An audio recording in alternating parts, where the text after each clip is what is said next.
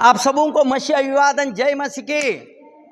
आप लोग जो कलीसिया में और संसार भर में से यूट्यूब के द्वारा जहां से भी आप लोग संदेश को सुन रहे हैं, आप सबों को मसीह अभिवादन मैं करने चाहता हूं, जय मसीह की। मेरे प्रियो, विगत का सप्ताह भर प्रभु ने बहुत सारी चीजों से हम लोग का आशीषित किया और हम लोग का जीवन आशीषमय जीवन है। हालेलुया। आइए मत्ती की पुस्तक को खोलें, 6वां अध्याय, मत्ती 6 अध्याय 14 और 15 पद को पढ़ें। किसको मिला? 14 और 15 पद। इसीलिए यदि तुम मनुष्यों के अपराध क्षमा करोगे तो तुम्हारा स्वर्गीय पिता भी तुम्हें क्षमा करेगा, और यदि तुम मनुष्यों के अपराध क्षमा न करोगे तुम्हारा पिता भी तुम्हारा अपराध को क्षमा ना करेगा। हालेलुया। धन्यवाद बहन, प्रभु आपको आशीष करे। आज मैंने शीर्षक दिए मेरे प्रियो, फॉरगिवनेस, इंग्लिश में बोलता हूं क्षमा, एक दूसरे को क्षमा करना, माफी मांगना, दूसरा हिंदी वर्ड है छुटकारा, शीर्षक दिए हैं। हालेलुया। मेरे प्रिय, यहां परमेश्वर का वचन बताता है यदि तुम मनुष्यों का पापों को क्षमा करोगे तब तो परमेश्वर पिता तुम्हें भी क्षमा करेगा। क्यों ऐसा होता? हम लोग तो स्वार्थी ना इंसान है। आप देखिए हॉस्पिटल में, आप लोग जाने वाले लोग हॉस्पिटल का लाइन में देखिए, टिकट काटने वाले टिकट का लाइन में देखिए, इवन खाना खाने के लिए मीटिंग में लाइन में देखिए। हमको आगे जाना है, हमको पहला टिकट लेना है, काहे हम इंतजार करेंगे? हम लोग स्वार्थी हैं। लेकिन परमेश्वर का वचन बोलता यदि तुम दूसरों का अपराधों को क्षमा करोगे तब तुम्हारा अपराध क्षमा होगा। मेरे प्रियो, प्रभु मुझे क्षमा कर, मैंने बहुत सारी पापें किए हैं तेरे अगेंस्ट में, लेकिन कोई मेरे पास में आके कुछ बोलता तू भाग जा, ऐसा नहीं चलता। परमेश्वर का व्यवस्था, परमेश्वर का नियम और सांसारिक नियम में अलग है मेरे प्रियो। इसलिए यहां बोलता आप और हम जैसे चाहते हैं ना लोगों मेरे लिए करे, लोग मुझे भी लोगों के लिए वैसे करना होगा। यदि मुझे क्षमा चाहिए तो मुझे पहला क्या करना होगा? लोगों को क्षमा करना होगा। क्षमा करने का मतलब भुतला जाना। क्षमा करने का मतलब भुतला जाना। क्या किया था, कैसा किया था, खत्म। क्योंकि मसीह जीवन एक समर्पण का जीवन है मेरे प्रियो। आप और मेरा जीवन समर्पण का जीवन है, जिसमें क्षमा न केवल दूसरों के लिए, बल्कि आप और मेरा मानसिक चंगाई के लिए भी। हालेलुया। मानसिक शांति के लिए भी है। आप और हम जब लोगों को क्षमा करते हैं ना, मानसिक शांति मिलता है, तनाव से हम लोग दूर हो जाते हैं, लोगों से छिप के निकलना नहीं पड़ता। वहां रास्ता में आ रहे, इधर से मुड़ के या सर झुका के भागने की जरूरत नहीं पड़ती, उसके साथ बोलना पड़ेगा, बल्कि झुकने की जरूरत नहीं है। क्यों? क्योंकि आपने उसको क्या किए? क्षमा कर चुके हैं। इसलिए खाली दूसरों के लिए नहीं, अपना मानसिक शांति के लिए, अपना मानसिक आनंद के लिए भी क्षमा करना जरूरी है एक दूसरा को। कुलुसियों की पुस्तक 3:13, और यदि किसी को किसी पर दोष देने का और कारण हो तो एक दूसरे की सह लो और एक दूसरे के अपराध क्षमा करो, जैसे प्रभु ने तुम्हारे अपराध क्षमा किए वैसे ही तुम भी वैसा ही करो। हालेलुया। मेरे प्रिय, कुलुसियों का पत्र बोलता ना, यदि कोई किसी से झगड़ा करे तो एक दूसरे का सहन करने के लिए बोलता। क्यों ऐसा बोलता वचन? क्योंकि प्रभु इंसानों का कमजोरी के बारे में जानता था, तभी नहीं कहा हमको सहन करना होगा। कई बार गलती होता है, आप पर मेरा गलती के कारण, आप पर मेरा पापों के कारण यीशु प्रभु आना पड़ा। इसलिए रोमियो की पुस्तक इपिस्टल रोमन्स चैप्टर 6 वहां क्या बोलता?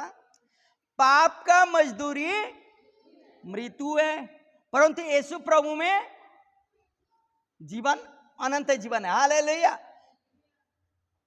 यदि आप जानते हैं पाप का मजदूरी मृत्यु है, तो दूसरे का पाप को क्यों क्षमा आप नहीं कर सकते?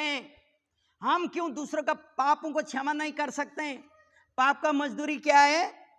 मृत्यु है। मजदूरी का मतलब पैसा, काम करने से हम लोग को सैलरी मिलता। पाप का मजदूरी मृत्यु है, लेकिन यीशु प्रभु अनंत जीवन है। तो मेरे प्रियो, आज हम लोग को क्षमा करना होगा।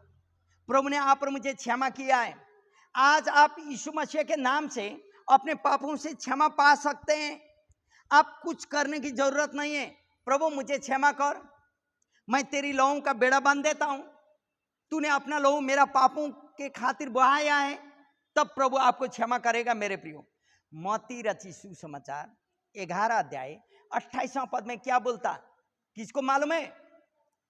हे बोझ से दबे हुए लोगों, क्या बोलता वचन? हे बोझ और परिश्रम से दबे हुए लोगों, मेरे पास आओ, मैं तुम्हें विश्राम और शांति दूंगा। मेरे प्रियो, प्रभु बुला रहे, लेकिन मैं हूं कि मेरा बोझा मैं लूंगा या लूंगी। काय हम देना उसको। हम बार बार बोलते हैं ना कहानी हल्दी बेचने वाली मां का, काय मेरा भारी को मैं गड़ी में रखूंगा, मैं अपना बोझा अपने ऊपर में लेके चलूं। लेकिन प्रभु बोलता, बोझ परिश्रम से थके हुए लोगों मेरे पास आओ।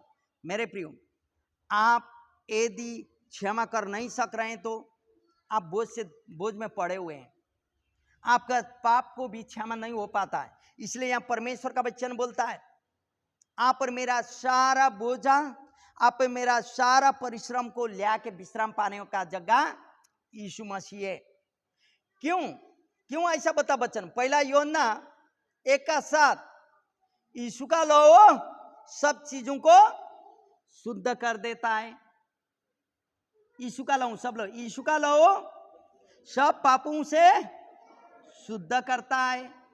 मेरे प्रियो, व्यवस्था में था सब कुछ शुद्ध करने के लिए लहू चाहिए था।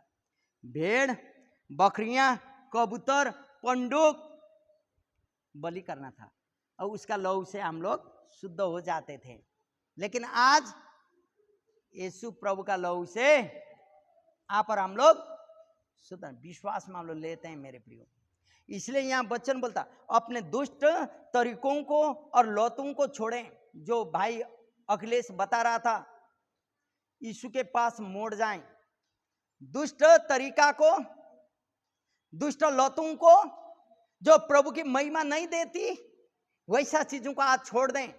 अब प्रभु के पास मुड़ के आ जाएं, क्योंकि प्रभु आपके जीवन में शांति, आपके जीवन अनुग्रह देने वाला प्रभु आपके पास है। मेरे प्रियो, क्योंकि भजन संहिता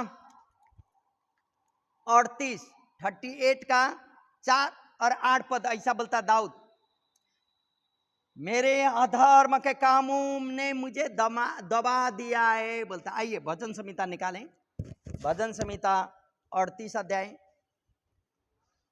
4 और 8 पद। क्योंकि मेरे अपराधों के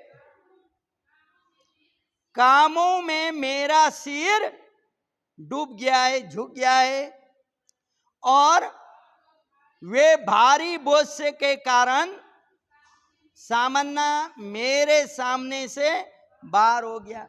मैं शान से बाहर हो गया। 8 पद, 8, मैं निर्बल और बहुत ही चूर हो गया हूं।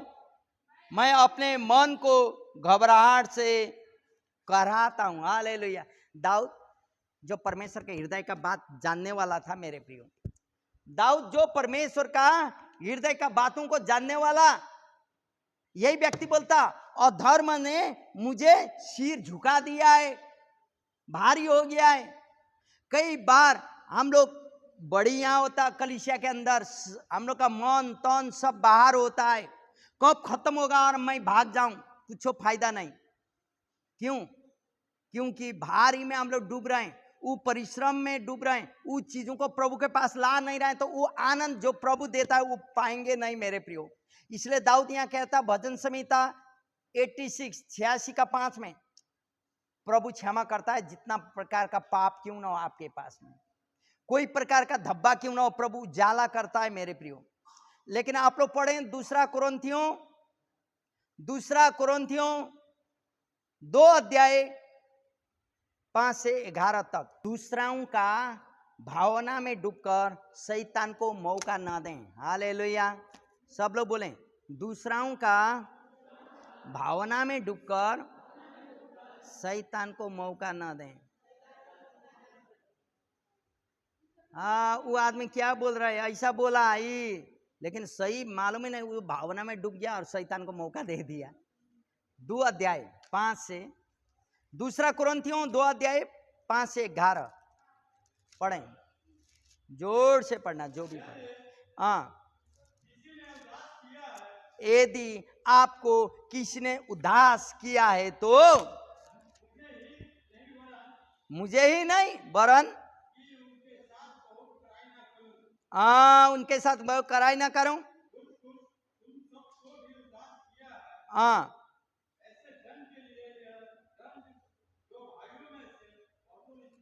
हाँ, 2 अध्याय 5 पद से पढ़ रहे हैं, ठीक।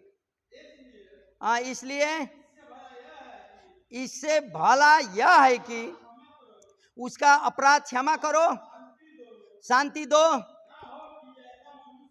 न हो कि ऐसा मनुष्य डूब जाए, उदासी में डूब जाए। इस कारण मैं तुमसे बेनती करता हूं कि उसका अपना प्रेम का प्रमाण दो, क्योंकि मैंने इसलिए भी लिखा था कि तुम्हें परख लूं कि तुम मेरी सब बातों के सामने मानने के लिए तैयार हो कि नहीं। जिसका तुम कुछ क्षमा करते हो उसे मैं भी क्षमा करता हूं, क्योंकि मैंने जो कुछ क्षमा किया है, यदि किया हो तो तुम्हारे कारण मसीह की जगह में होकर क्षमा किया है, कि शैतान का हम पर दाव ना चले, क्योंकि हम उसकी युक्तियों से अनजान नहीं है। मेरे पीछे बोले मेरे प्रियो, कि शैतान का हम पर दाव न चले, क्योंकि हम उसकी युक्तियों से अनजान नहीं है। मेरे प्रियो, भावना में बककर शैतान को मौका ना दें। कभी कभी लगता है ना, ये आदमी मेरे साथ नहीं बोला, ये औरत मेरे साथ नहीं बोली, कुछ तो गड़बड़ है, फलानी के साथ मिला था ना, फलानी कोई बात बता दी होगी, तब तो नहीं बोली, देख मैं आने वाला दिन इसको बताऊंगी। नहीं नहीं नहीं मेरे प्रियो, भावना में डूबकर शैतान को मौका ना दें। शैतान का हर प्रकार का दाव को हम लोग जानते हैं। शैतान आपसे नाराज है, एक ही शत्रु है आपका, वह है शैतान, जो हर दम आपको पछाड़ने खोजता है, हर दम आपको पुलिंग करने खोजता है। आप यही संसार में रहे और वो गंदा कर आग में चले जाए, वो यही चाहता। वो नहीं चाहता कि आप प्रभु यीशु के पास जाए। क्यों? इसलिए क्षमा देना, क्षमा लेना आपके जीवन से वो निकाल नहीं सकता। डर लगता, घबराहट लगता। घबराहट क्यों लगती है?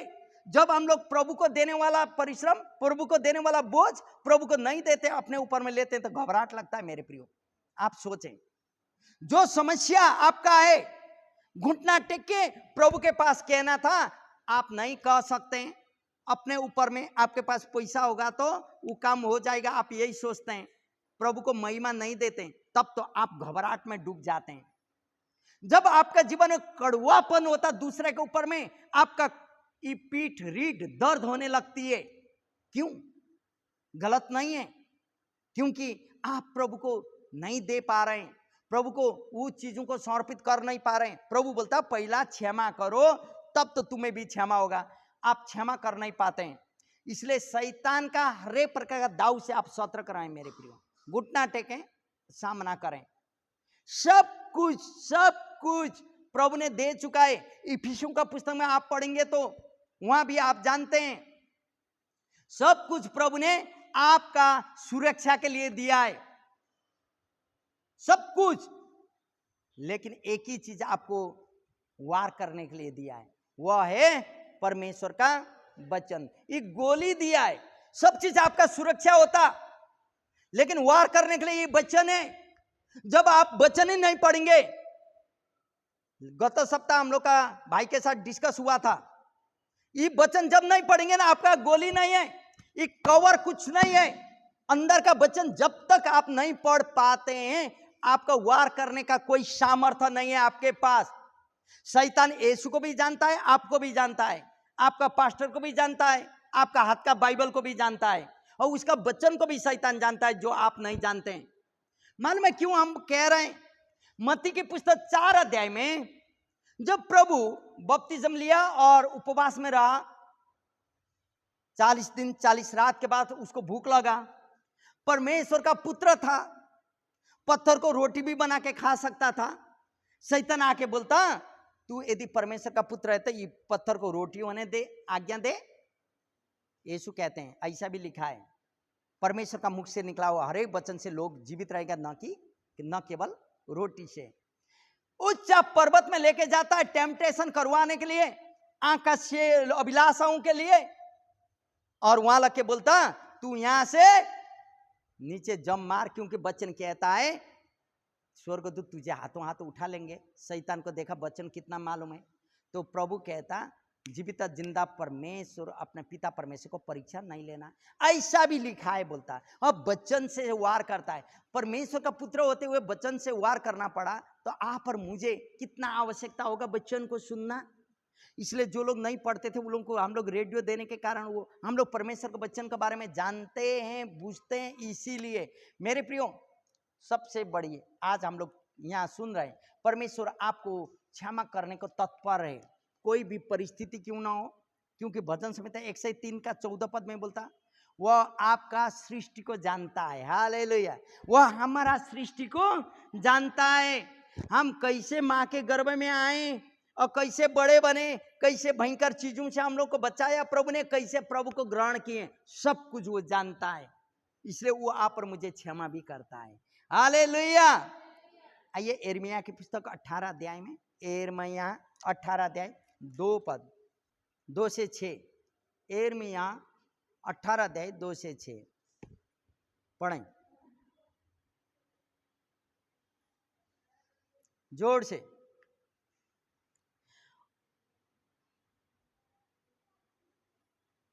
एक से ही पढ़ें, 18 अध्याय का 1 से 6 तक। यहोवा की ओर से यह वचन यिर्मयाह के पास पहुंचा, सुने सब लोग। उठ और कुमार के घर में जा,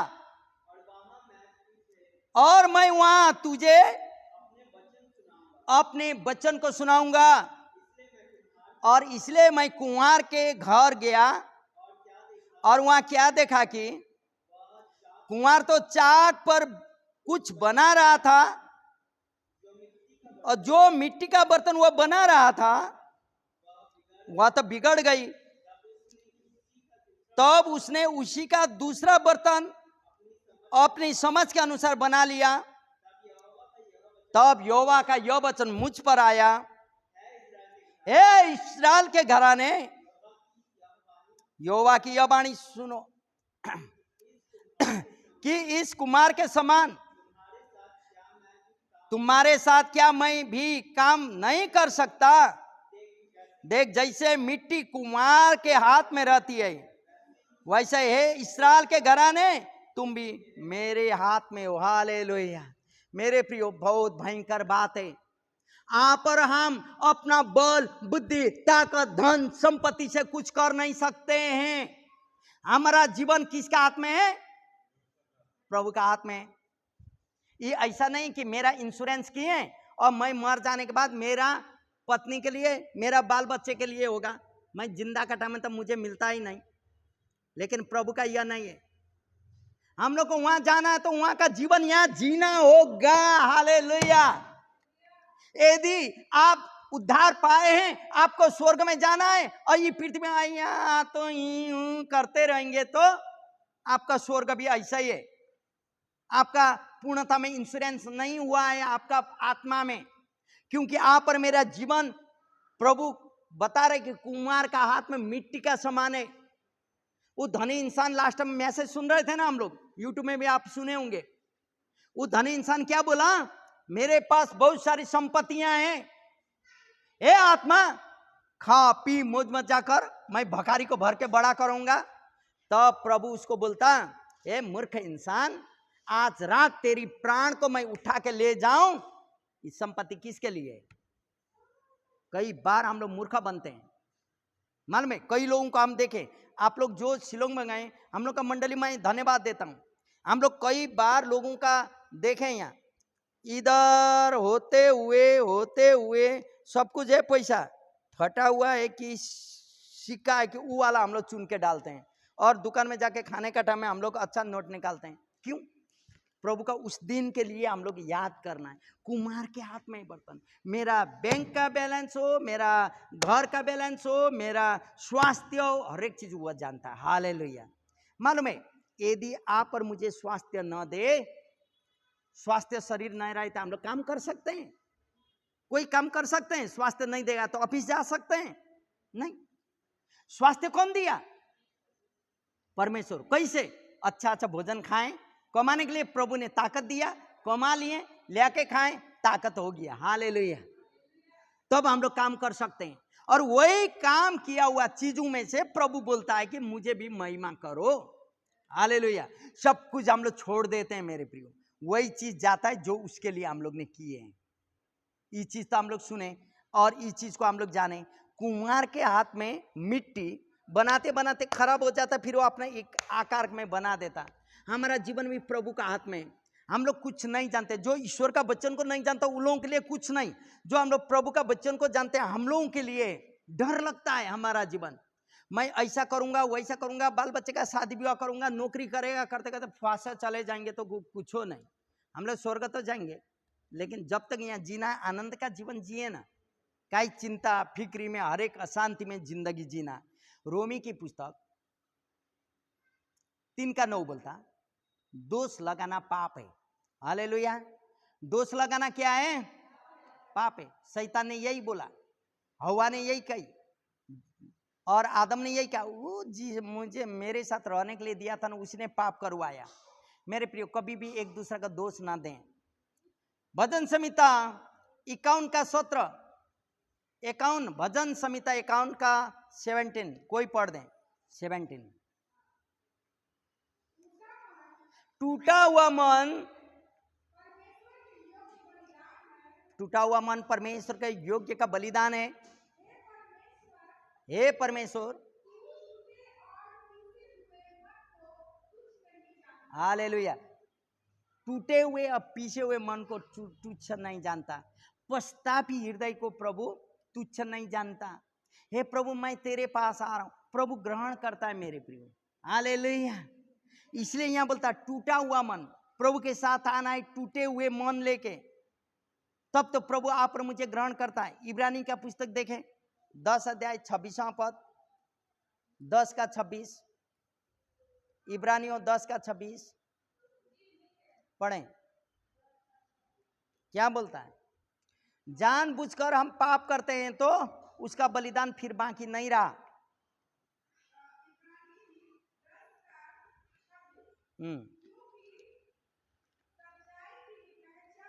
क्योंकि सच्चाई की पहचान प्राप्त करने के बाद, यदि हम जानबूझकर पाप करते रहें तो पापों के लिए फिर कोई दूसरा बलिदान बाकी नहीं रहा। हालेलुया। सुने मेरे प्रियो, प्रभु का वचन बोलता है 7 गुना 70 बार तो ठीक है, क्षमा करेगा। धर्मी जन गिर पड़ेंगे उठाएगा। लेकिन यहां बोलता सच्चाई को जानते हो ये करना नहीं है, कर लिए। यहां तो पादरी साहब नहीं है, यहां तो कोई मेरा पति या पत्नी भी नहीं है। हम लोग पीते हैं, खाते हैं, गलत काम करते हैं, तो उसका वो क्षमा नहीं होता। बोलता बार बार यीशु को क्रूस में चढ़ाने वाला लोग जान जान के पाप करते हैं तो क्षमा नहीं होता। लेकिन टूटे हुए मनु को क्षमा करता है। बार बार जानबूझकर यह पाप है, मैं पाप करता हूं, तब तो क्षमा नहीं होता। जाने मेरे प्रियो, आप जैसे कन्फेस करते हैं वैसे होता। भाई बता रहा था ना, पेड़ में ठोक देना बोले थे, ठोक दिया। वो कितना आज्ञाकारी रहा, क्योंकि इसने प्रभु को बोल दिया था पेड़ में ठोक देना। जो बोलते हैं आप वही होता है। कल हम लोग बहुत अच्छा सुन रहे थे मैसेज, जैसे कन्फेस करते हैं वैसे ही होता है। आप जो चाहते हैं वही कीजिए, तब होगा। आप जैसे चाहते हैं वैसे कीजिए, तब होगा मेरे प्रियो। क्योंकि वचन जानबूझकर पाप करने से वो क्षमा नहीं होता। यदि आप अपने जीवन में आशीष और शांति पाना चाहते हैं, एक दूसरे को क्षमा करें, अभी करें। चाहे वो आपका नजीक का गुत्तिया लोग क्यों ना हो, नजीक का लोग क्यों ना हो, चाहे वो आपसे दूर का लोग क्यों ना हो। क्योंकि यदि आप दूसरों को क्षमा नहीं करते हैं तो आपका उद्धार का कलीसिया में रहने का कोई महत्व नहीं है। आपके जीवन में क्षमा करने का सामर्थ्य ही नहीं है, तब तो उद्धार का अनुभव आपको नहीं है। क्यों? क्योंकि क्षमा ही उद्धार का दूसरा दरवाजा है। हालेलुया। उद्धार के लिए दूसरा दरवाजा क्या है? क्षमा है। क्षमा करेंगे तो बहुत बड़ा बड़ा चीजों को भी हम लोग ढक सकते हैं। पति पत्नी बाल बच्चा क्षमा नहीं करने का चलते आज बर्बाद हो रहे, परिवार बर्बाद हो रहे। क्षमा नहीं देना चलते लोग चिंता फिक्र में डूब रहे। इसलिए मेरे प्रियो, मैं आज आपको उत्साहित करने चाहता हूं, यदि आप अपना जीवन में क्षमा देना सीखेंगे ना, प्रभु आपका जीवन में आशीष देता है। हालेलुया।